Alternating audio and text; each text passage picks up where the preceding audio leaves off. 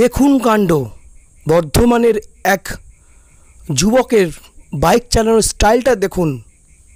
বেপরোয়াভাবে গাড়ি চালাচ্ছে, ঘটতে পারে বড় সড়ো দুর্ঘটনা যে কোনো মুহূর্তে।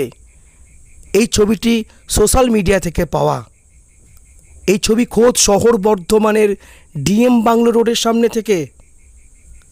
দেখতে পাচ্ছেন স্টাইলটা, মাথায় নেই হেলমেট, গাড়ি চালানোর স্টাইল দেখুন। ঘটতে পারে বড় সড়ো দুর্ঘটনা যদি এখন থেকে সাবধান না হয়। ব্যুরো রিপোর্ট, আমার বর্ধমান ডিজিটাল নিউজ।